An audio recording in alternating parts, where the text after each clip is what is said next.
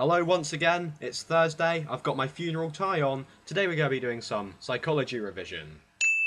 Today's session is going to be about Mary Ainsworth and how she found the different kinds of attachments between a caregiver and their child. Mary's first study was the Ugandan study, which was an observational study. The aim? To see if there were different types or qualities of attachment. It consisted of her visiting 26 mother-child relationships for 9 months. In turn, she discovered that we form an attachment to a primary caregiver, like a mother, and that they do vary in type and quality. 3 different types, in fact. From this, we can conclude that we all form attachments to a primary caregiver. But alas, her study was very flawed.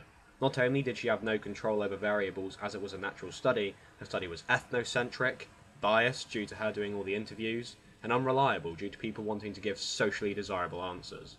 But on the other hand, this did give her a basis for our next study with Mr. Bell. The Ainsworth and Bell study, memorable if you say, it Ainsworth it you Bell, even though it's an admittedly shit way of remembering it, was just an update of her previous study, but with more reliable conditions. Not only that, this time she was seeing if it is the caregiver's sensitivity which makes the difference. In the strange situation, there were 8 episodes, as shown in this grid. The pair's introduction to the room, the caregiver then watches the child play, a stranger enters and talks to the caregiver, then interacts with the child while the caregiver leaves.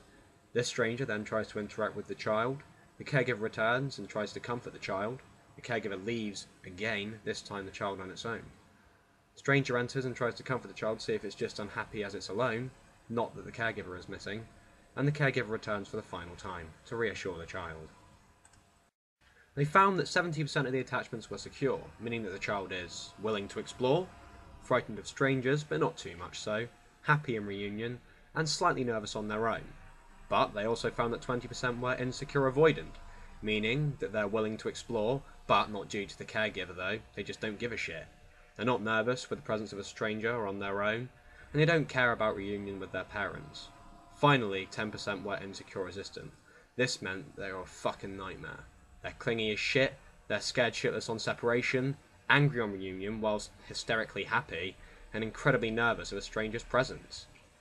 From this, we can finally conclude that there are 3 different attachment types, and that it is beset on caregiver sensitivity. Thanks for watching another video, I hope you enjoyed it as per usual. I mean, you know, why wouldn't I hope that? Just to say that maybe next time we do a psychology video, it's probably going to be on the strengths and weaknesses of this study. But until then, keep tuned, Rabbites. I intend to make maybe another video today, if you're lucky. You got to pray though. Or alternatively one tomorrow. Thank you very much for watching, and goodbye.